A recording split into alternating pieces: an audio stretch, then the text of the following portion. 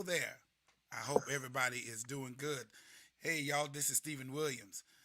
They called me the Good Bishop, and I appreciate the opportunity to be in your space. I am so grateful for the chance to come to you tonight for Behind the Veil podcast. Whoop, whoop, whoop, whoop, and all that other whoop, whoop. You can tell we are doing something totally different tonight, and we appreciate you for hanging out with us. But and I hope everybody can hear everything all right, and this will be an opportunity for us to be able to dialogue. It is going to be a wonderful, wonderful evening tonight.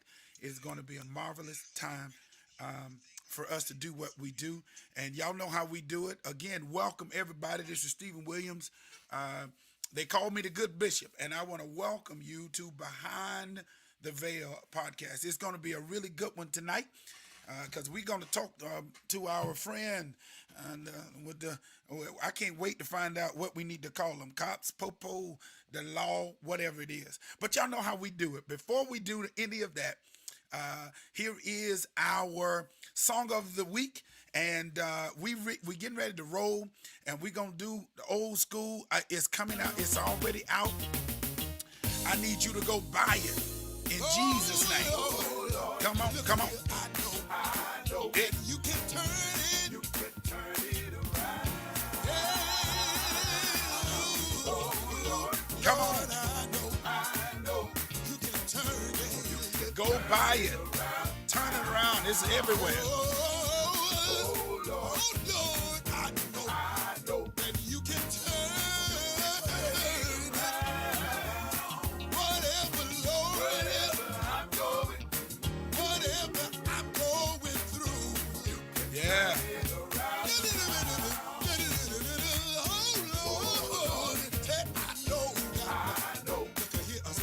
Hey, Arnold, good to see you. Tracy, good to see you. Timmons, nice shirt. Oh, Lord, I know you can turn it around. No matter what I'm facing right now, Lord Almighty, I know that you can turn it around. Oh, whatever, Lord, whatever I'm going through, turn it around. When I look at my life now, I know I was made to win. The moment things start looking up, here comes trouble again. Here comes trouble again. Seems like when I take one step, I run into a wall. Yes, sir. I know it ain't nothing but the devil trying to make me fall. But if I turn it over to you, Lord, I'll be free and never bound. Go ahead and get involved. My praise is my sound. Oh, Lord, I know you can turn it all around. Come on. Oh, Lord, I know. You got to clap your hands. That's old school right there. You can turn it all around. Oh, I know that you can. Hey, Meeches. Can't nobody do me like you can, Lord. I know that you can. Turn it around. Oh, whatever I'm going through, it doesn't matter about my trial or my test. I know that you will come through. Whatever I'm going through, and work it out for my good. I know whatever I'm going through.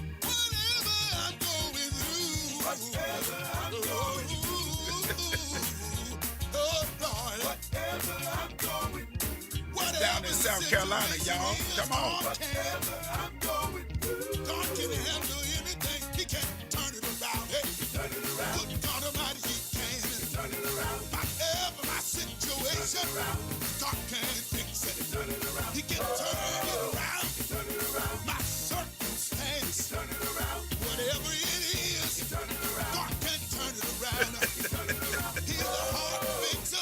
Turn it around. He's a mind regulator. Turn it around. He can turn it around. Turn it around. No matter what I'm going through. Turn it around. Let me prophesy to you. He gonna turn it around. He gonna turn it around.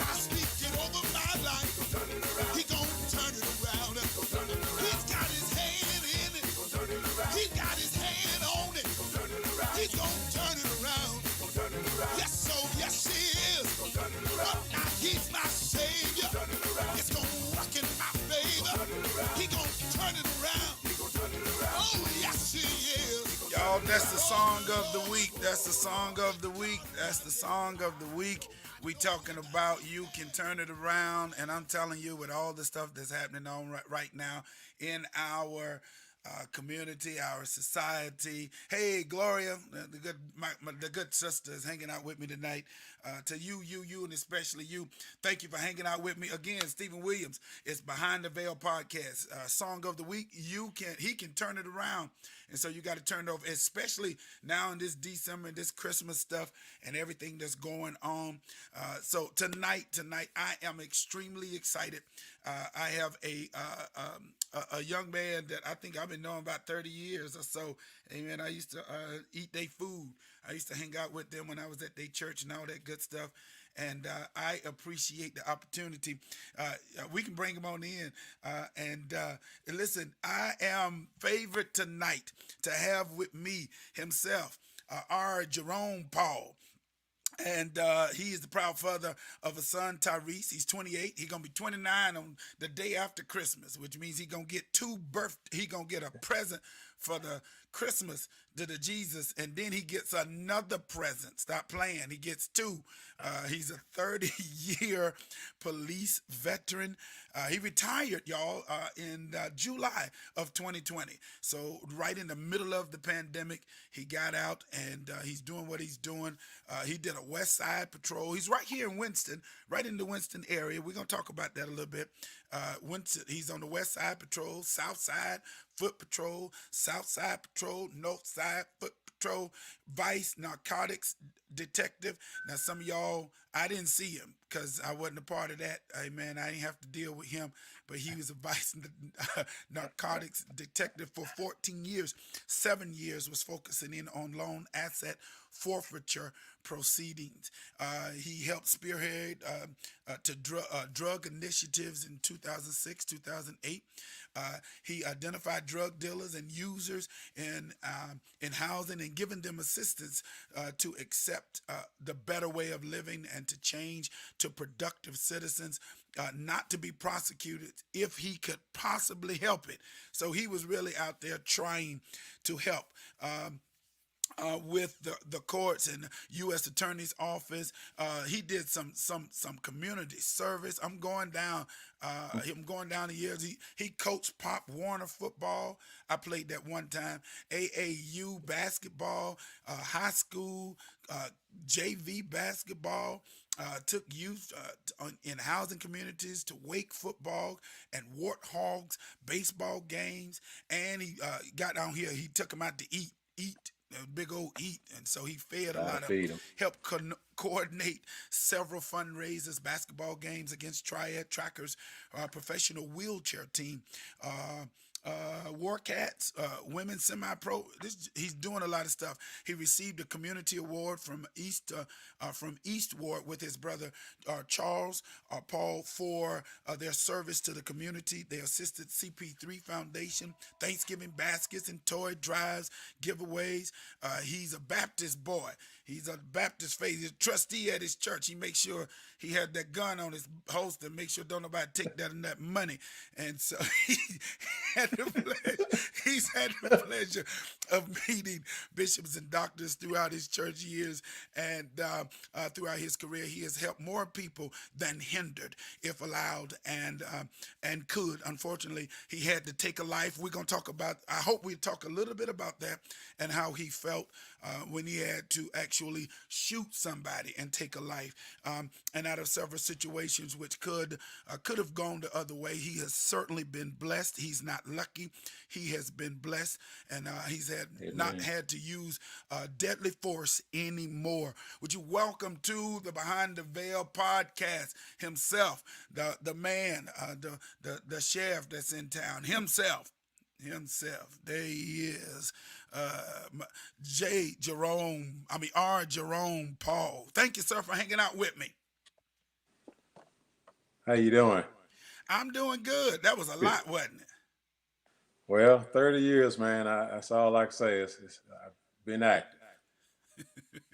Been I, active. well, I am so happy. We met when I used to play at Dreamland Park Absolutely. many moons ago. Oh yeah. And I am just so happy. I've got to just start off right here. Um, what in the world? Why, out of all those years, out of all the things that you wanted to be, all the things that you could have been, why did you want to go into law enforcement? And wait a minute, before I get you to answer that, one of the reasons, y'all, why I'm having this conversation tonight is because of the things that's happening in our community. And and what better than to talk about the crime that is happening? We're going to talk a little bit about George Floyd tonight and how he felt about that. We got to talk about people being shot without guns. We're going to talk about good cops, bad cops. We got a lot of stuff that I wanted to address to you tonight because we haven't really had anybody on here to kind of help us navigate through this. And I shared with him that tonight's thing is, if you are like me, you're a little bit antsy right now. You're a little bit antsy when it comes to seeing the boys and the girls in the blue. And so we want to talk to somebody who wore that uniform. And when you start talking about people who were good cops in our area, to everybody who's Greensboro, High Point, Winston, I'm talking about in Winston Salem, there are definitely two names that pop off of people's mouths, and Jerome is one of them. He's one of those names that just pops off as being a good cop. And so we've got to start right there. Why did you want to do law enforcement? Because let's give people a backdrop to, because everybody in the blue is not bad. So I mean, what was your reasoning for actually becoming a policeman? Steve, honest, I guess I want to start out when I was a kid. I drew. I guess I thought I was going to be an artist too, somewhat. But uh, things I drew were police officers. And Wow, as a kid, you showing shooting or something like that, or just the police officer. Period. You always drew it, and it was always on my mind to do it, and I just it was just tough. I thought it was just tough to get into, and never thought I would be able to do it. And just so happens, man, watching some of Chief Red grew up in my neighborhood. I grew up in his neighborhood rather, and looking at some of these guys, and I said it's possible. And talking to Chief Red and some of the others that's retired before me, uh, it was it made me believe that I can do it. And it was just a lifetime venture that I wanted. And uh, I tell anybody, I don't know how you can make it because I was out of school so long, graduating in '84, no college or nothing, joined rookie school in '91. So it was really tough. It was gotcha. really tough, but it was something I wanted, and I made it. So, I didn't want to be no. I didn't want to be a cop. I didn't. I grew up on playing cops and robbers and Indians and all that, cowboys and Indians and all that good Oh stuff. yeah. Uh, I don't know. Being a cop never registered to me. The only thing I did like was I like y'all uniforms, and I like the fact y'all got to carry guns, and I did like that, Yeah. and you got to tell people what to do. So and those are people who know me understand I really enjoy trying to tell people what to do. So maybe I should have gone to be one, but no, I missed my season.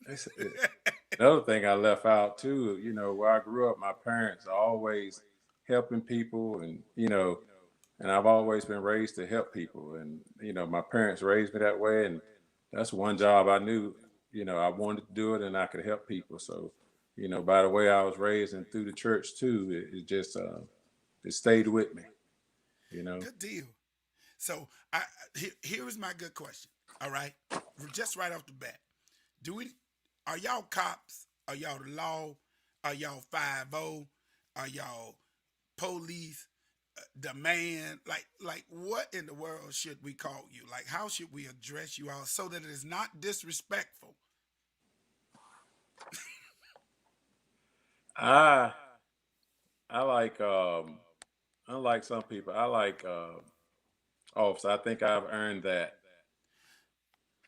from what Officer, all, huh? officer. Yeah, I like officer. I mean, and I tell my coworkers, cause the only thing about it, work, you all by last name. So as people, calls, I don't like 50. I don't personally. And you'll learn some of these kids call us 12 out here. That's another Oh, one, y'all 50 12. and 12. Yeah, 12. Found that out some years ago, but I like officer or Why they police call y'all officer. 12? That's some little gang thing, from what I understand. Oh, Uh, okay. it was the guys calling me that was some gang members, and I was like, okay, 12. I'll be a 12 then, whatever. But I like officer. I think we earn that respect, especially here. This is a good city. I mean, I look at TV and a lot. I think we deserve the right to be called police officer. So, I don't even care about being called detective. Several years I was a detective or corporal and all this stuff. You just call me a police officer or officer. I'm good with that. I was good with that. Got you. Okay. Um, so let's talk about it. Let's just get to the good stuff. Um, what makes a good cop? What makes a bad one? Or what makes a good officer? What makes a bad officer? Let's talk about that because Well, that's a part of the issue right now. You and I talked mhm, offline because mhm. we're talking about how the church world and especially African Americans they are, and I'm jumping. We're losing continuity when it comes to this measure of it being the police officer. We used to be able to say, that's the one you could respect, that's the one you should um, be okay with, but now we're struggling with that. So, what makes a good cop versus what makes a bad cop? In my opinion, I think that oath that we take is very serious. Because I know when I went through Ricky School, like I say, it wasn't no cakewalk. But young lady, Clara McDonald, I never forget her. She told me, she said, God's going to put you on that police department for a reason.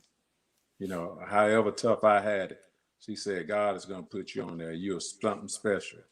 And that's what took me through it to make me a good cop. But I took them that oath, that oath. If you don't do anything else, if you take that oath, you should take it seriously because I know we put on protect and serve, but that oath is serious. I just can't tell you no more. And if you're not taking that oath serious and you take it, I mean, that's not right. I mean, it's gonna come back and haunt you, basically. What exactly is the oath? Can you talk? Is that private? Is that No, something? no, I can't tell you word for word, but it's saying that you're gonna honor, respect, and carry out your job. Don't do no wrong, no dirt, Right, and carry out the things. Basically, you're gonna do the things that you would arrest people for. Normal people, right, you're not gonna do that. You're gonna protect and serve these citizens of Winston Salem. Uh, Whatever it takes, you're gonna protect and serve them. And that's what I swore to do. I'm gonna help and I'm protect and serve people, and that's basically in the oath. It's longer than that. I can't right. give you word for word. It's been 30 years since I took that Yeah, oath, but I know it was serious, and I know what it's saying that I'm going to protect and serve these citizens of Winston Salem, and that's what my oath was. yeah. Now, this was not on our questions, and just let me know if I'm breaking up. Just let me know.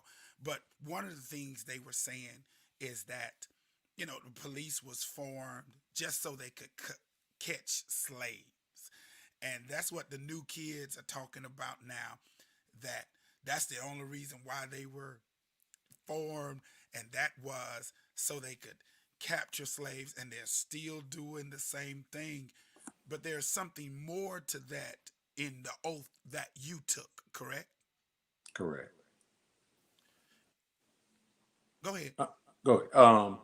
Well, the thing about it is, I looked back some of that stuff because I know I heard when I was on the job too, and I would go back and tell them about KRS, the song he used to sing, Black Cop, Black Cop. Because, one thing I used to tell officers, you know, black and white, I would say, they catch it from mostly blacks, Right. white officers.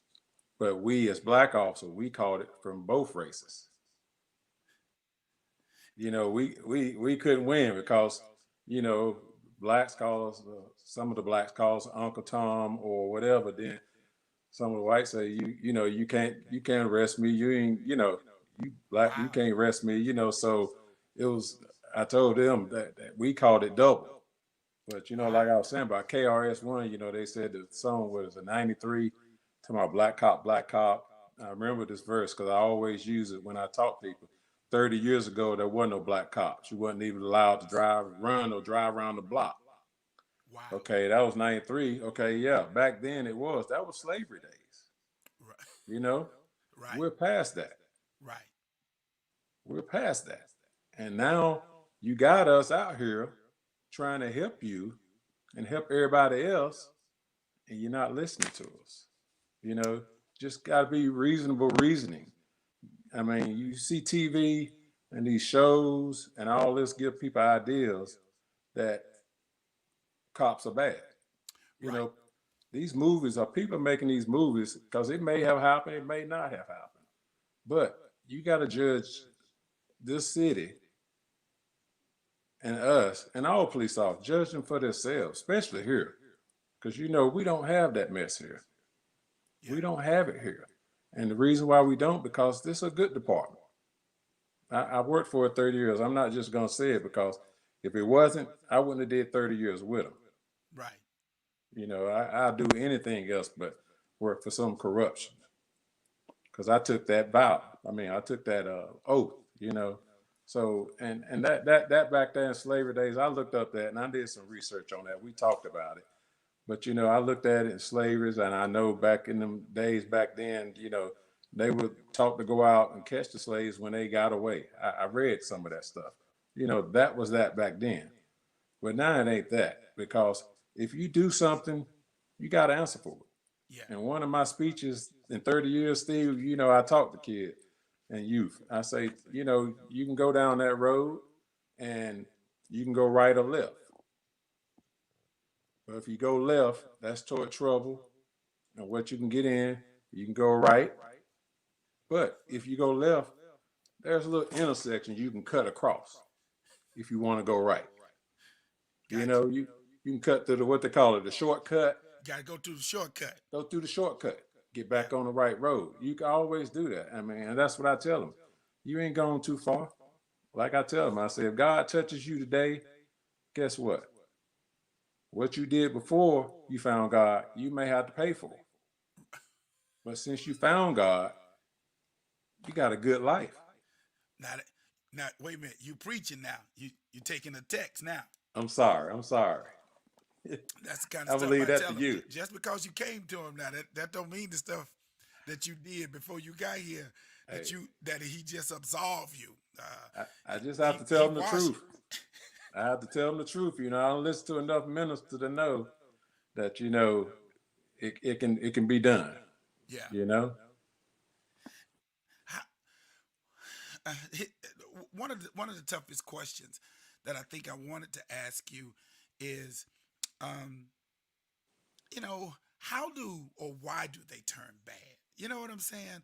Is it because of the power, or because we have seen so much going on recently Hmm. that has given us pause when it comes to um, the officer, and so some of them it just causes us to have pause, and I guess absolute power corrupts absolutely, or some of them who are maybe racist slipping through the cracks from their training. What'd you call that? What was that place you called it? Rocker, whatever it was. The, What was the name? Talking What about was the the name of oath. the? What was the name of the training that you went through? Oh, the rookie school. I call it rookie The school. The Ricker. BLET, Basic Law Enforcement Training. Okay. All right. So do they just get through that with their because they're racist and there is no way to check that at the door? You know, I personally, Steve, I mean, I believe that some of them may come in clean and straight, and some of it may be the authority. Some of them may be law. I personally, I think larger departments is hard to police the police. I Got you. think I think our department is just big enough, and they do a good job. You know, I do a good job. I think I told you something about I've been classified, and one of my coworkers, uh, Chief Penn, I told you William Penn, you know him. He Yes. jokes about it, saying that I've had the most citizen review board complaints in the whole department out of anybody else in the department. And I like think he joking. I know I've had a couple go there, but nothing ever sustained. And I don't never worry about that because, I told you, I believe when I arrest somebody, I believe you're guilty. I'm not gonna arrest you if there's a 10% chance that you're guilty, 20% chance. Because when I go to court, I'm going in there telling the truth, and I'm not gonna arrest you if you're not guilty, in my opinion. And So that's what. so here's a good question. Take us through the process of you get a call or a tip, Mm-hmm. then that goes to the, because you don't automatically go to jail at that time. Oh, maybe you do. I don't know. And then it goes to the courts, and then like there's a DA involved. Like, what is that process from your vantage point wearing the shield? Like, what happens through that process? You see me, you stop me, Mm-hmm. maybe you find out I got a warrant. Mm-hmm. What happens after that? Like tell me the process. Well, depending on the warrant, if I'm not the investigating officer of that case, I may not have to go to court. If it's a case where I do it and I see it, I stop you, and you got stolen property or whatever on you, I'm gonna have to go to court and testify. I gotta do the rest. I gotta go before a magistrate, give my probable cause, and the magistrate goes in and he listens to me and listens to that person, and the magistrate's my probable cause goes in, and then he issues a warrant. And then once it has to go to court. If there's a felony, I have to do a prosecution book and send it up to the DA's office and all that. They look at the case, and they most more than likely, because something I left off my bio too is I used to be in the repeat offender unit and habitual felon unit, Okay, which that's the three strikes you're out. got And you. I looked at that every day, and people don't like that, but I looked at it, and many times before they get that first felony, a lot of people, and I know I've heard a lot in the past about black whites and they're not treated right, but I looked at that myself. And I say, if people want to talk to me, talk to me. I did that for several years. And most people have two or three felonies that are reduced to a misdemeanor before before they get that first one. So it's Wow. not really a three strike, you're out. It's kind of like a 7, 8, or 9, Oh especially wow. if you do multiple crimes in that time. You're gonna be a 9-time felon really that got spanked on the hand a couple times and say don't do it. Go out and be a productive citizen of this city. Wow. So, Okay. so opportunity has been given to a lot of these people, and that's what got me too. Because I know I looked at it, Steve. I looked at it every day. That was my job, Yeah. Cause see, and we only see one part of it. We see our cousin Juju. I hope ain't no cousin Juju on here. I don't have one. And we I see got our one. cousin, and we say, "Oh Lord, they got Juju again." And Hmm. then "Oh Lord, that's strike one. Juju got Hmm. felony." And then we see it next time. "Oh, Juju gone now. Juju's arrested, and we like the cops are bad, man. He ain't have a little ounce on him, and they got him for the whole."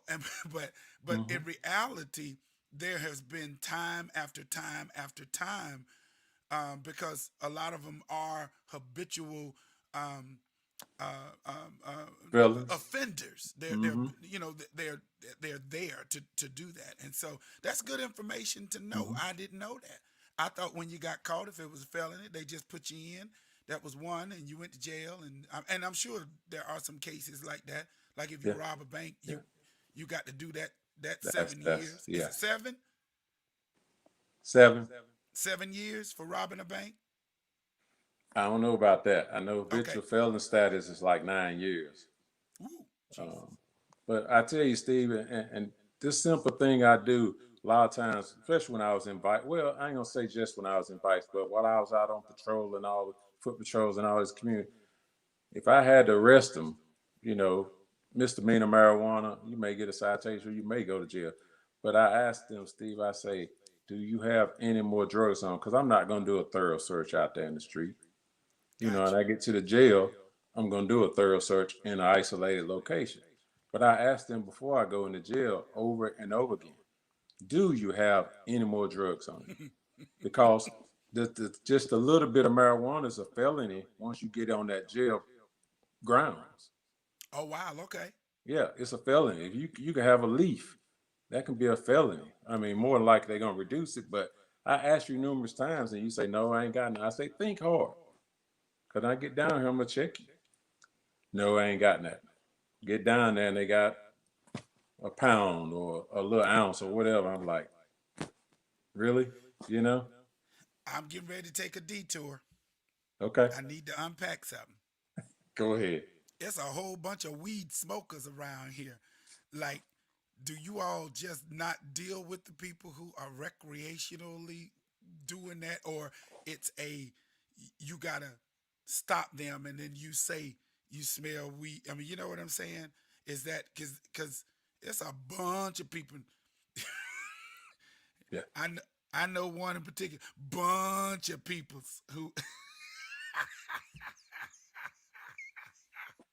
who who smoke that little, like my mama would say, that marijuana, that marijuana. marijuana. Yes, sir. Yes, sir. And so is that because there are a lot of young people now, um, I, me have to help me with all this they blaze and I don't know what they do in they call it, but is that not something that you guys, is that not something you all are focused in on during this particular time, or, or during time that you you know what I'm saying? If you understand me, I which could I'm barely breaking hear up. you a little bit there, Steve. I'm Okay, sorry. so But you talking about misdemeanor amounts of marijuana and yeah, like do people have, do you all focus on that, or did you focus on that as a police officer? um I didn't focus on it that much, Steve, because especially closer to my retirement I did because uh, I believe eventually small amounts like other states, it's going to be legal eventually, Help me, and I God. really believe that Help it's me, going to be, Jesus. yeah. But, when you get to large amounts and people are hurting people over it, stuff like that, then you got problems, and you're stealing from your grandma or your granddad or your mom and daddy or your cousin to get more drugs. That's a problem, Got you. and that's one thing drugs cause. And I found in my years that uh, when people get on the drugs, crack or whatever, heroin or whatever, they start stealing from you, me, parents, and all that stuff. That's the problem. That's the problem right there. All right, drum roll, drum roll. Let's talk George Floyd. Let's let because Mm, I can't have you on here if I don't talk George Floyd. I understand, man. Tell me how you felt, and um, what we need to learn from that particular incident, because it has altered. Because you and I can go back to Rodney King. Mm-hmm. My son cannot. We felt a certain way about Rodney King, Mm-hmm. and here we are. What is this? 30 years later, whatever Yes. that is. Yes. It seems like it's the same thing. It has never changed, or it hasn't changed. Talk to me about George Floyd. Well, I think we as officers out here, and I've never seen in my career. That's why I say this is a good department. It's small enough to police the police. That's why I believe we haven't had it happen here, and we're good officers, and we know. But uh, the George Floyd thing, I think me and you talked about this, and I don't know. I must have went to bed early that night before I went to work, and I came to work, and my assistant chief Penn, William Penn, called me up to his office and said, "Did you hear what happened?" And I was like, "No, I mean, I was just, I never heard about it, the next morning." And, you know, he called me up to his office. He said, "Come up here and look at this." And I sat there and looked at that video, man. I tell you, it hurt my heart, man. My mouth was open the whole time, Steve. My mouth was wide open, and I was just looking at it, you know. 'Cause, I mean, I've heard this too on people I had to chase, and I caught up with them, and I'm a fairly sized man, but I've been on people, when I caught up with them, I got a hold. When they start resisting, I get up off of them. But I just sat there, Steve, my mouth wide open. I said, I can't, I couldn't believe it. Till the video went off, I just had my mouth open, and I was in tears Wow. because this man, I mean, this man's supposed to represent what I represent, Right. to help people. That's what I took that oath to do.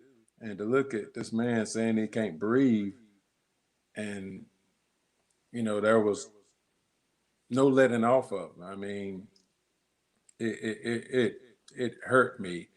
And I tell people, he's not one of us. He's not one of us. I know people say he wears the uniform and all that stuff, but he's not one of us. He didn't take that oath seriously. Do you And think? we put our hands on the Bible when we take that oath. Right.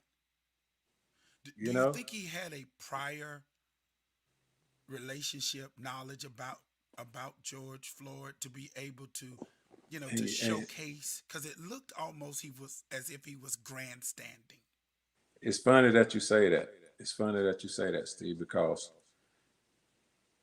right after I saw that video, I told Chief Penn, I say, "It's something else with that."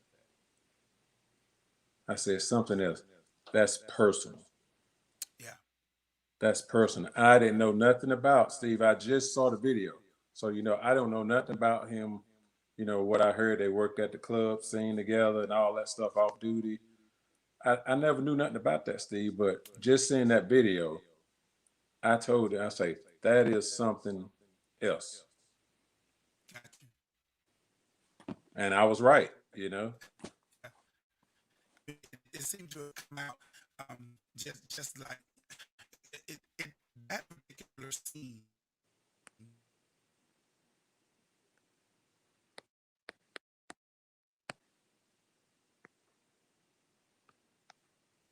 How viewed, how viewed the policeman. We're spooling, so give us a minute. We'll be right back. Yeah, and it just changed. I think the viewpoint because we were able to actually see it at that time, and Yes. I think that's what made it. I almost cried then just talking about it. So it really bothered me, Steve. And you know me, you know my Yeah, family. yeah. Man, I can't even look at it no more. I mean, I'm just, There was somebody on here who said they had a question, and I think this conversation prompted because you and I talked about, and I will reserve the right offline, okay? But there are young people who are saying there are no good cops, nobody in the blue, and that just devastated me that the younger generation now does not view somebody like you as valuable. And somebody said, police are human, and I think we forget that you guys are human. We forget that you guys really are human beings. I think we look at you all as robots, Right. and y'all make us nervous. You know, you you make us nervous. Um, what? Give me your thoughts. Here's another drum roll. Um, give me your thoughts on the shooting of unarmed black men. What's going on there? What's happening? Oh, I really I have to look at some of these incidents, Steve. And one thing about me, Steve, I try to stay in the middle. And I always say I stay in the middle. I try to be 50-50 because I Right, wasn't right, right. there.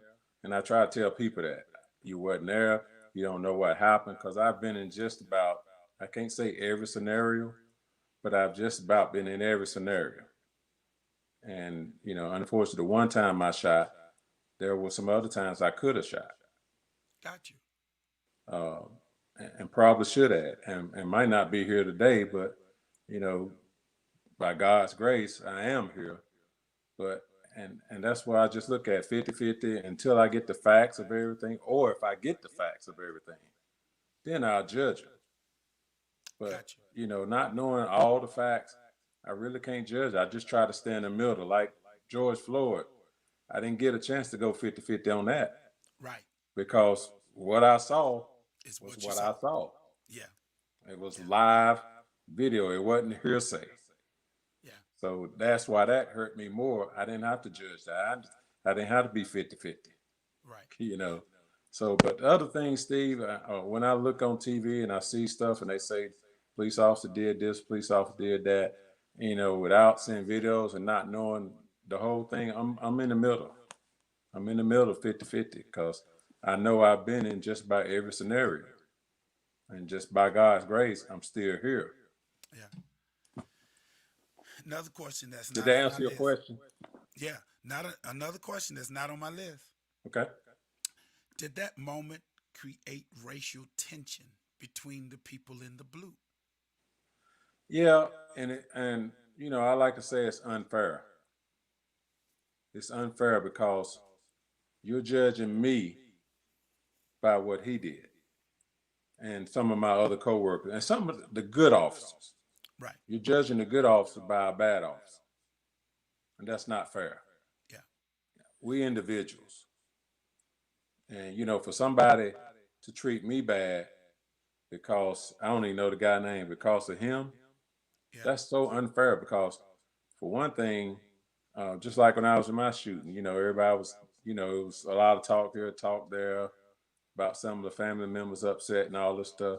But one thing I never wavered, it hurt my heart, but one thing I never wavered was people that know me, people Yeah. that know my family, know my father, know my mothers, know my brothers, know my sisters, know Steve. Yeah. Dr. Reverend Steve Williams, they Yeah. know you.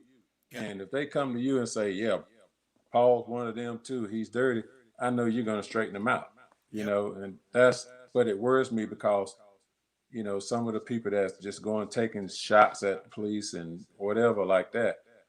And, I had to be serious about that and look into that myself because if somebody tried to take a shot at me because of somebody else did, that's not fair to me, but I got to be on I got to be on the lookout. I got to be on Yeah. my P's and Q's, and that's one thing I've tried for 30 years. I try to stay alert because I Yeah. told you, Steve, if I get these hands on somebody, you know, They going down. I like to say, back in my early days, I was faster, and I was too. yeah, and you know what I told you about the one time when I see you laughing already. The one time I jumped over that fence and landed on the guy, and the next day I couldn't hardly get up. My back was tore up, and that was probably within 20 something years. So, I learned right there you can't do it like you used to. But, it's the unfairness. I wish people would judge police officers individually, Yeah. and we may talk about, what I think about being pulled over because I got pulled over since I retired. Well, But, we're going to talk about that. all But I right. want to ask a deeper question. Okay. because that incident, and I, look, I love, I'm a church dude, okay? But that incident made me look sideways, even at colleagues, co workers. Did you all have any of that? Like white cops, white officers against black officers? Was there any tension there, or did you all have to have meetings to talk about that to make sure you all didn't develop tension amongst yourselves, or is it was it just a good brotherhood or fraternity, if you will, that you all have those kinds of talks? It's a good brotherhood. And I think I told you earlier how some of the meets, the training that we have throughout the year, man, training left and right, boy, you have to sign off on it all the time. But I think I said something earlier about when we had in meetings and how, we talk about cultural diversity and stuff like that. Was when I go to them meetings and how they ask the White House, how you feel when a black person tell you, you know, uh, you're racist or whatever and like that. And and I say, well, think about it this way. I'm a black officer. I've been called a racist by a black woman before because I believe Hispanic's word over her words. Oh, wow. Yeah. And the thing about that was, come to find out, he was right and I was right. No apology ever came, but I can live with that. Gotcha. I can live with that. But at the same tip, these meetings that we have, Steve, like I told you a while ago, I tell them, I catch it from both races. You Yeah. catch it from, and officers like, wow, you're right, you know. But Yeah. I try to enlighten them so they can see, it's not only them going through stuff, we're going through stuff too, and we just have to be professionals, like as always. How did you stay focused? How did you not? None of Man, I'm these gonna tell you, questions are on our list. So go no, no, you're fine, you're try to fine. answer these hard. Like I say, like George Red, same neighborhood we grew up in. Uh, BD Roundtree was one of my good friends. He was one of the chiefs there. Uh, at one time, he was the chief. Several of the old heads that was there, man, that took me through there, uh, showed me the ropes. And, like I say, me and Roundtree is friends. Me and William Penn, we are good friends. Some of these old heads, and I try to instill in them the same thing they taught me. So a lot of younger guys there now, man, and if you listen, you're gonna be fine. I'm gonna put it out there to you. If you listen, you're gonna be fine. And I tell them rookies, like the last rookie class that graduated, I went and walked. I went and rode with them. They ran, I rode my bike. But I told them they're coming out at a really important time in this world, in this, with all this going on. But I say one thing about it: you treat everyone as if they're your parents. When you stop them or dealing with them, treat them as your parents until they have you to treat them otherwise, in a bad way.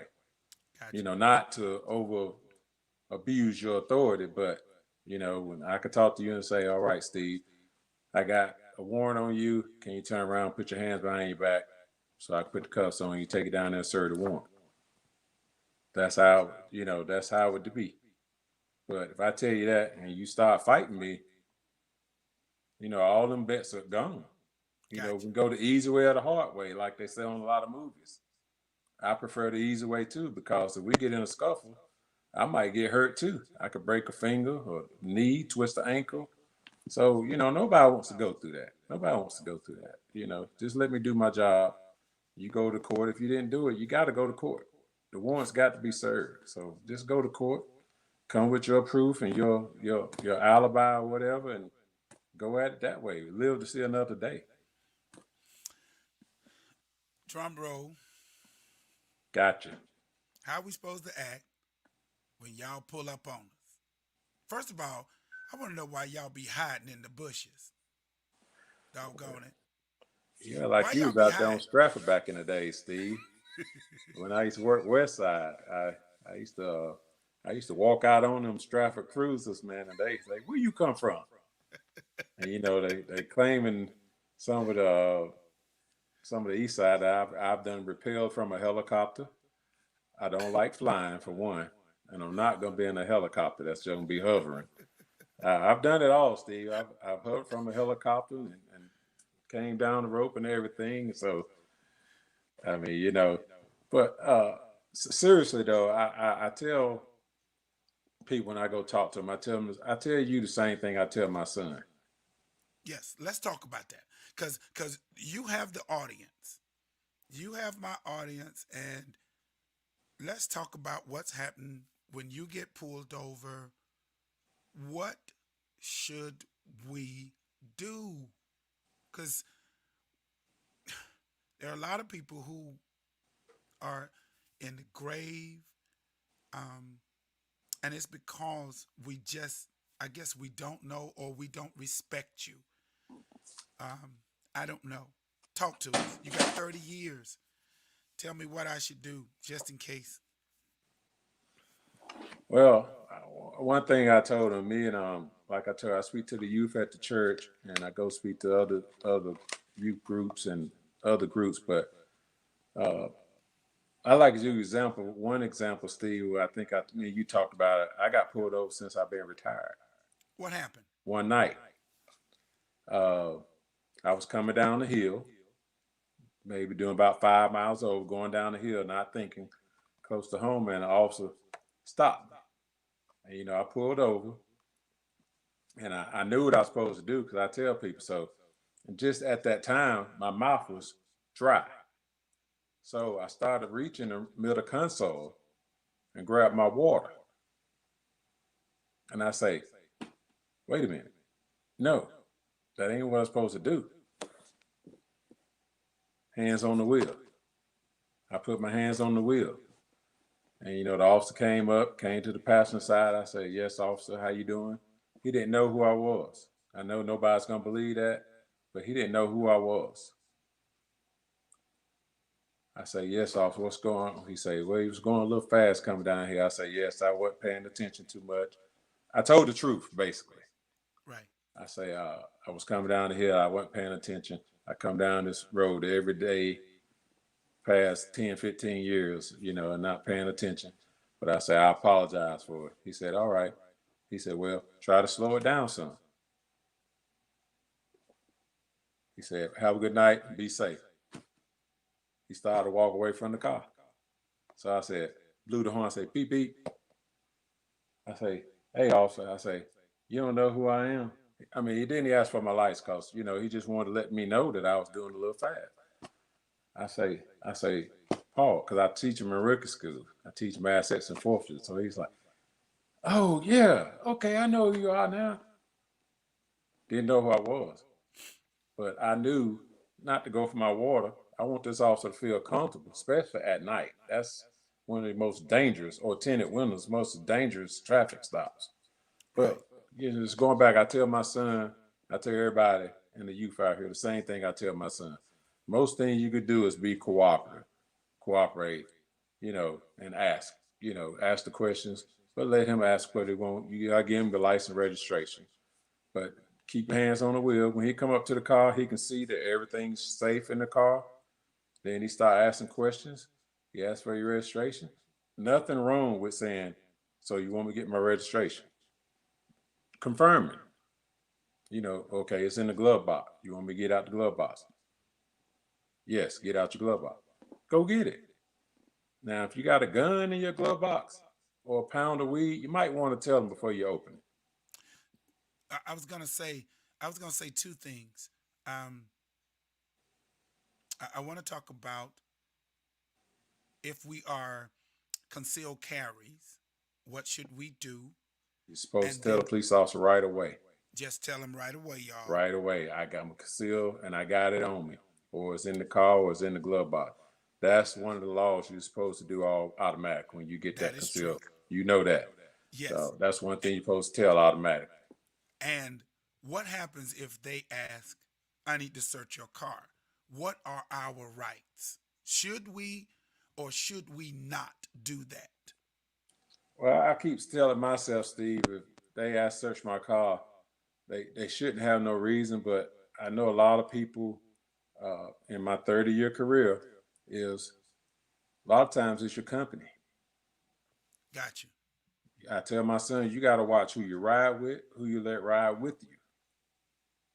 You know, because I mean, there's four guns in the car, and it's four of y'all. Nobody's saying it's theirs, and it's your car, and some in the back seat too. I mean, what choice do we have to have? Right. We don't have a choice, but just be open. I mean, like I said, honesty. Honesty. I had a testimony in church one Sunday. The guy say he was speeding. Say he was doing 20 miles over. Say the officer stopped him. Say, man, you was getting it. He said, yes, sir. I was late for work and I apologize. He told me the truth. He said, yeah, I was late for work. I knew I was speeding. I was going extremely fast. After he told him all the truth, he said, all right, I'm gonna give you a verbal warning. Slow it down, buddy. Go. I'm gonna ask you the other question that ain't nobody asked. All right. I was always told I can go 8 miles over, 9 miles over the speed limit, and the cops wouldn't catch me. Is that true or false? I'm gonna have a session on here. True or false? True Well, or false? uh, I can go I say 8 miles legally, over. I say legally, you're going over the speed limit, you're going over the speed limit. But a lot of officers like to give you five, you know, but like I say, if you going 1 mile over, you're going over the speed limit. I mean, honestly, So I they mean, can stop you, it's like that. but they But typically give you 5. yeah, I think Lord, they I've will. been taking 10. Jesus, help me, Lord. Yeah, Help yeah, me, keep me Lord. near the cross. But Jesus, yeah, and some of them may give you 10. I'm keep guessing on the highway, ain't a lot of traffic out there. They may give you 10. But like I say, 1 mile over, you breaking the speed limit. So I don't know too many officers gonna give you a ticket. They may stop. I mean, like me, I don't normally stop them, and I rarely give out tickets. I had a ticket book, which is I think it's 25 tickets in it. I had ticket books for years. Wow. Okay. I was just curious because that stuff happens. These are y'all. If y'all got a question, I got the officer. Y'all better send y'all questions. Uh, we here. Y'all might want to send them questions That's so right. we can ask him because you can ask whatever you want to ask on the here behind to the veil, and y'all might since we got him and he's retired. He just retired, so he's fresh with his answers. Um, we want to talk about your because one of the reasons why I wanted to have this is because I don't want people to lose faith in the police officer. Right. Um, and let me go back. So when I get stopped, hands on the wheel, repeat to the officer. You want Nothing wrong. my you want my license. You want my license. Yes. You want my registration.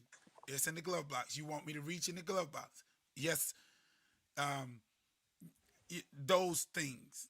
Just make sure because ultimately we want you to get home. And I always tell my son, it's easier for me to get you out of jail than it Mm-hmm. is to try to get you out of a box. So if you just get home, if you can just not die, I can work out the rest. Mm-hmm. But hands on the wheels, y'all, and all that good stuff. Um, and so I just wanted to make sure that I got that out. And so if you all have a question, please, we got one of a most decorated officer here. And that's one thing Everybody about it. likes him. Everybody likes him that I know of, and he didn't. I, if we had gotten pulled over by him, we might not have got no ticket because he didn't give out tickets. And so now we mad because you gone, and we need you back. I know. And that's the thing about it. You just said it yourself, get home. A one-sided story ain't good for nobody. And it ain't gonna happen here. I don't see it happening here at all. But Right. one-sided story is no good. And we Gotcha. told the kids at church, I need you to go home. Myself and Chief Weaver talked to some of the kids before, and we say, we need you to get home. And the next day, I told my son the same thing. Like I said, I'm telling you guys on this Dr. Bishop Pastor S.L. Williams Ministries behind the veil is get home. The next day, we can go down there. I told my son, we can go down there, or whoever can go down there, and we can file a complaint or whatever. But it's going to be a two-sided story then. It ain't going to be one-sided. Right. So get home. We'll work it out. We'll go back tomorrow and we'll work it out. William Croft has an interesting. He said, "Explain that marijuana is still illegal in North Carolina." Say it one William, more time. somebody said, "Explain that marijuana." You can't hear me. E- Explain that marijuana is still illegal. I said something about marijuana. Is it still illegal? Yes, marijuana is still illegal. Misdemeanor. I don't know how much longer it's going to be illegal, but as of right now, uh, it's still up there on the charts. I mean, I saw what somebody was some state got it cleared up the other day for marijuana, so it's coming. I mean, it's a lot of reasons. I'm sure cataracts being one of the reasons for a long time. Uh, the use of marijuana, so I'm sure it's going to help something else. How would that change how you all police? If or how would that change how they police if marijuana is legal? I think the amounts is going to be the thing, but when you start going, pounds and pounds, and people start hurting people over it and stuff like that, you know, medicinal use or small amounts going to be something. But when you talk about pounds and money, that's the thing about it. When you talk about money and people stealing it from the family to get it, you're talking about a lot of problems. Still breaking people's house to sell their stuff, and just to get some more marijuana. That's gonna be problems. That's gonna be problems then. But if you just uh, misdemeanor amounts and whatever the amount that they come up with, like other states, I can't think of what their amounts, but I watch cops sometimes and some of that stuff, and where it's legal, and they tell you can't have but an ounce or whatever. You got over an ounce, that's a violation. But you got less than an ounce, they tell you go on. It's gonna be legal eventually. I just personally believe it will be. I'm praying for all the choir members, trustees, and deacons. Do not show up high. Amen. Amen. They're probably gonna put a time limit because I don't know how companies gonna do it either. I mean, they're gonna tell you, you got to be 8 hours clean from it or what. You know, I don't know. Okay, question. Best Uh-huh. moment. Best moment on the force. Give me a moment. That was like, yeah, that Oh was man, 30 years. You put me in a tough corner. name a few. I'll try to slow it down in multiple. But probably my best moments is uh, golly, triad trackers, wheelchair basketball team. I started meeting some of them guys and started practicing with them, and man, then we started doing fundraisers and uh, just playing with them guys. And we were in wheelchairs too. I mean, the Oh wow. police and the sheriffs. About my last couple of years, I got the sheriffs to go in with us, man. So we played in wheelchairs too, and man, just to respect and to see how blessed I was to how blessed I am that I'm not in a wheelchair. Any day now, it could have been. I mean, several incidents I've been on in police work, I could be paralyzed, just like the shooting incident I could have been. But things like that, man, and taking them kids to different places, getting them out of, some of the housing communities and stuff like that, man, and just helping people, doing the best parts of my career when I help people, man. And some people, that when they got to the jail, I know they was upset. When they got to the jail, I tried to make them feel better, because it ain't the end of the world. You Yeah, know, you did something, get past it. Just go in there, and people try to beat the system rather than work with the system. Like I right, told you about the guy at the church. Hey, I was speeding, you know. right. I'm sorry. I'm apologetic.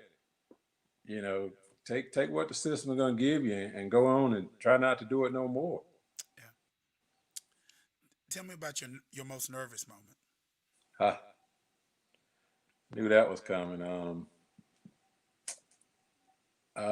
I still say I was a rookie, Steve. 95, November 15th.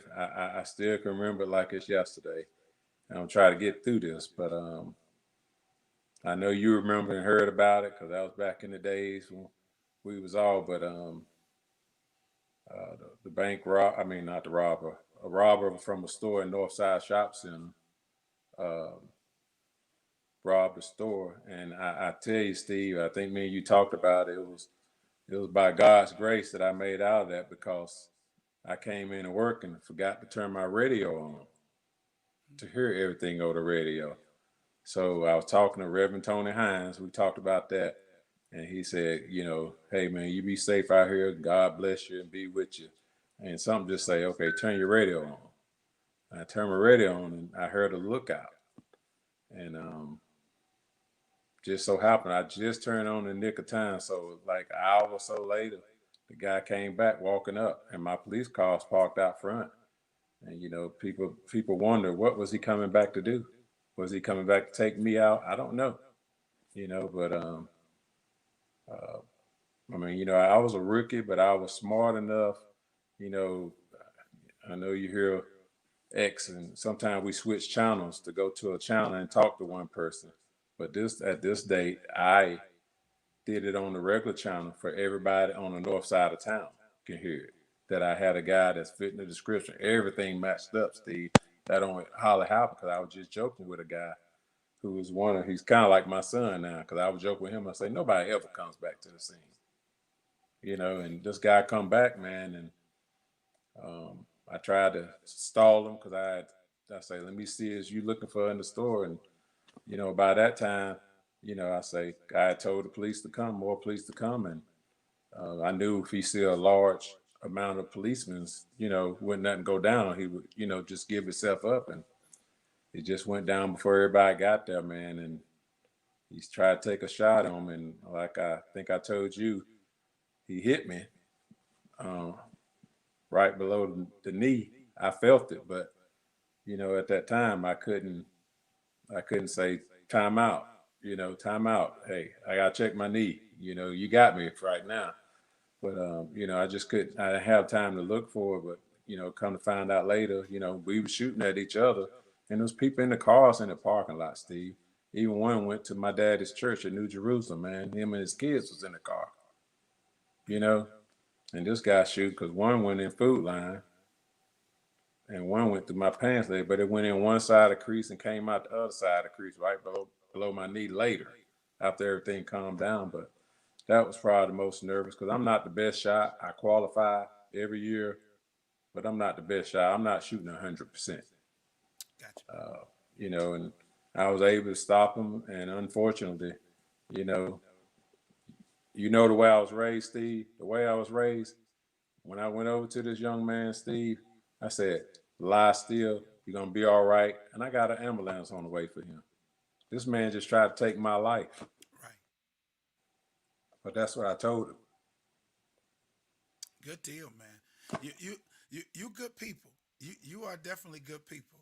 Um, um, and I remember that, talking about that and that whole incident. And I am glad that you made it out all right. I mean, you made it Yes. out all right, Yes. and you didn't have to do that. Here's a good question. Somebody said, "Have you had any domestic violence calls, and how do you handle it?" Domestic violence calls, and how do you handle it? Well, as you know, you can see on TV, and that's why I say some of the stuff on TV is real. Even not, I ain't talking about cops, some movies, but a lot of times you got to get them separated because sometimes you can get the quiet one to turn on you. Whether it be a male or the female, Right. they can turn on you, but you get there, you try to separate them, try to have two officers, you try to get them separated and hear the two sides of the story because sometimes the woman may be in fear of the man, so she's not going to tell you stuff right in front of his face, or the man may be fear of the woman. So he's not going to tell you right in the face. So you try to get them separated, found out what went on. And if nothing violent, just arguing, you try to get one of them to leave, Gotcha. you know, for the night. Because one thing about it, I mean, if you love each other, you're going to be right back together. But for the night, if I don't get one of y'all out of here and we have to come back, somebody going to more than likely go to jail. So rather than take somebody to jail, if y'all can separate tonight and call tomorrow before you get together again and see that y'all can commingle together, that everything's gonna be all right. And that's the best way. Just try to get them separated and get one to go for a little while, go to mama's house, go to boy's house for a while, and let it cool off. So nobody has to go to jail. I like Because it. jail ain't a pretty place. I ain't never been. I've never been to jail. So I Good. don't know nothing about that part of life. You're breaking up. I ain't never been to jail. Okay. Me either. I hear enough of the jail cells close down and make me know I don't want to go. Right. Listen, I'm gonna give us some parting words of encouragement from a police officer. Give us some do's, some don'ts, what you're looking for, what you expect out of us. You're human. Talk to us from that point to the audience. I just want people to uh, stop taking don't take TV stuff happening on TV too serious in other states because you have a good agency here. I mean, I worked for them 30 years. Uh, I worked through many chiefs. The chief now, Chief Thompson's a great person. I've had the pleasure of meeting her on her way up the ranks. Chief Penn's my best friend. When he came in, he's probably 20 something years in now, but a lot of these guys are great guys, and you should not judge them by what you see on TV, by what you see in other cities. Give them opportunity. Because if you look at everybody the same way you look at whatever happened, I don't even know the guy name, the guy with the George Floyd thing. If you look at every cop like that, that includes me. And I'm nowhere near that. I'm nowhere near that. So I say, give them your respect, be courteous, and be kind, and go home because tomorrow's another day. And if you don't go home and you get in a fight with them or whatever, with anybody, and it, and I hate to say it, but I saw on TV one day somebody made a phone case that looks like a gun. Yeah, Have you seen that? yeah, Why would you want a phone case that looks like a gun? yeah. Stupid.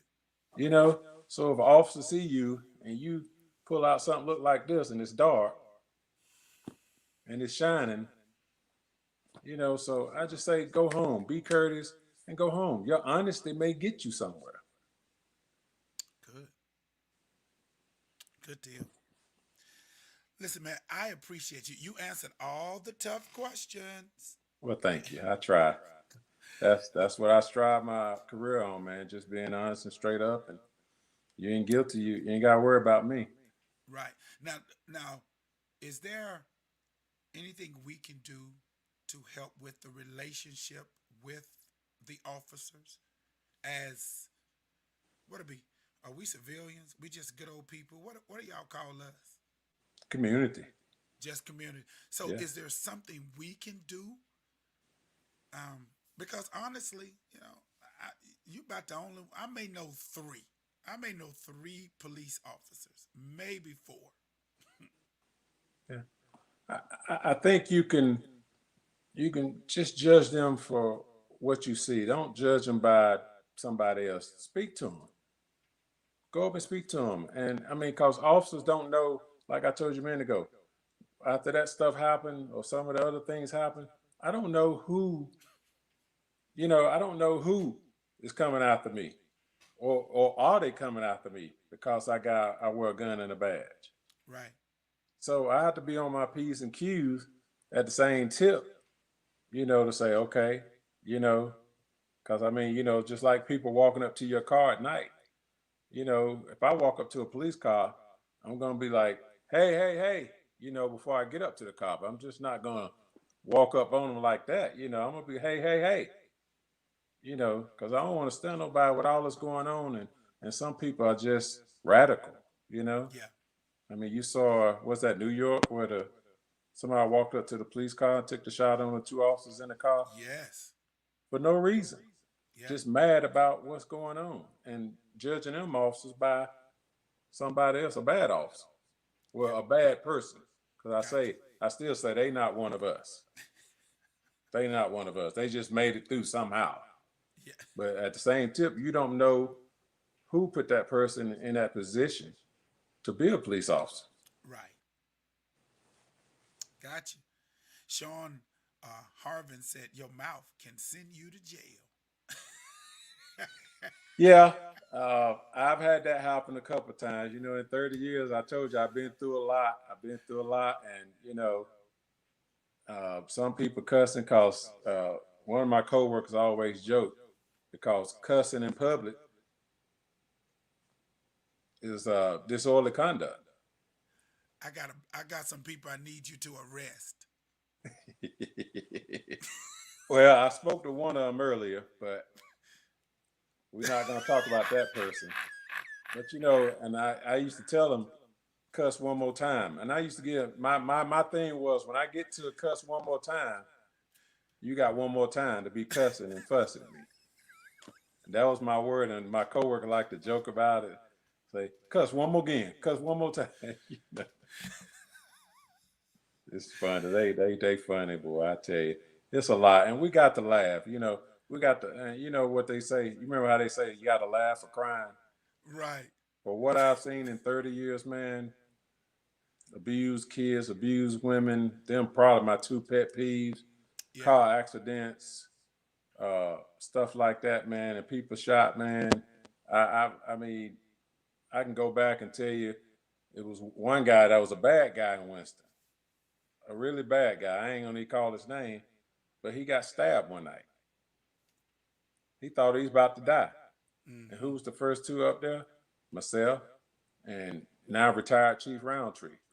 We got Wow. there and we got an ambulance there and told him to lie still, but he got stabbed. He thought he was about to die. Yeah. But now he's, from what I gather, he's a good, productive citizen. But the man could have died. Yeah. Well, sir, we thank you. We thank you for 30 years of service. You're We thank welcome, you. man. I Uh, hope you enjoyed. I hope I enlightened somebody. And like I said, just give officer a chance, man. We got a good city. We got a good police department, and I think they deserve the opportunity Yo, I appreciate you, man. You know how I'm a distant fam, but I'm fam. No doubt. all I'm day, I'm a distant cousin, but I'm cousin for life. all And day, all day. I do love and respect you and your family, all of you all. You know how that. You know how we go back. Thank you That's why so I'm much, here. man. I haven't done it for nobody else. Yeah, thank you so much for your service. Thank you so much, man, for this Thank you. interview. And hopefully, man, you can share with the rookies when you're teaching them, and you can continue to help us. And so, how can people kind of find you if they want to? Can they look on Facebook and get you? Um, Yep, I'm on Facebook. I ain't hard to find. If you can't find me, you want to talk to me, Dr. Steve, Dr. Minister Steve Williams know how to find me. Uh, Q, what you call him, the Q, my little brother Quint. yeah, Uh, like I say, most people know my family around this city. yeah, My daddy, my mama, my brothers. yeah.